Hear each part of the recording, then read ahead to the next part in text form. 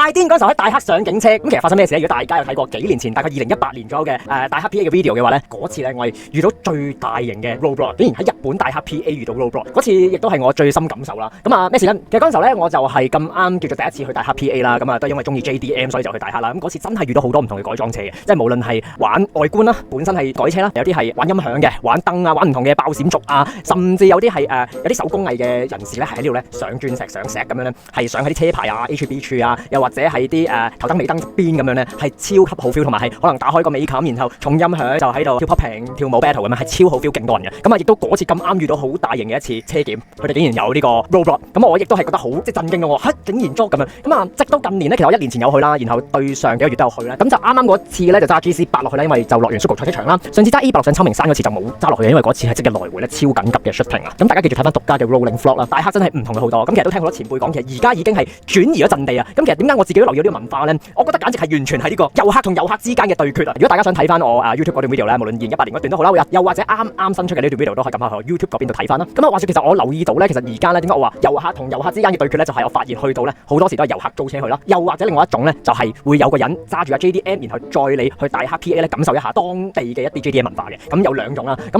因為我見到啲 LB 包圍嘅 R35咧係好似係租俾佢哋揸咗過去玩咁樣，好多時都係外國人啦。去到咧認真好似9成9都係外國人，得唔夠1成嘅日本人喺度。但係以前我去大黑嘅感覺就係好多日本人 JDM 改裝文化，唔同族裔嘅改裝文化。就好似我咁講係外觀組啊，你係要改裝啊，你係要玩音響啊、爆閃啊，乜嘢文化都有，即係可能 van 仔啊、貨車啊，乜嘢都有嘅。咁其實我有 study 翻，原來喺21年至24年間咧，原來係日本警察係打擊大黑 PA 好多時，因為而家咧我之前對上11月落去咧，我係8點零落去咧，已經係收到一張紙咧就話呢度9點鐘就會閂㗎啦。咁亦都其實點解我都留意到呢個文化，哇真係呃得好勁咧。咁好多時大家有時都睇到日本有啲漂移片啊，係可能係喺當地附近啊 burn tie 啊、甩尾啊、drift 啊，或者係響喉啊，又或者係做好多搬出嘅時候咧，有啲人咧搬出嘅時候咧，即係搬出意思即係離開個停車場嘅時候都係 burn out 咁樣走啊。好多時佢哋警察就想打擊呢樣嘢，而變到越壓越犀利。咁好多時如果當地玩 JDM 嘅人咧，其實都已經唔係喺呢個嘅大黑 PA 度玩嘅，轉移咗其他陣地嘅。咁大家都可以 study 下或者留言，你覺得邊一個 PA 或者邊一個地方比較多 JDM 聚集咧，係一個新嘅熱點咧？因為其實我真係好懷念2017-18年嘅時候去大黑 PA，真係好好 feel。咁亦都好多好特別嘅車種，好勁好有型嘅車，改裝得好好嘅車。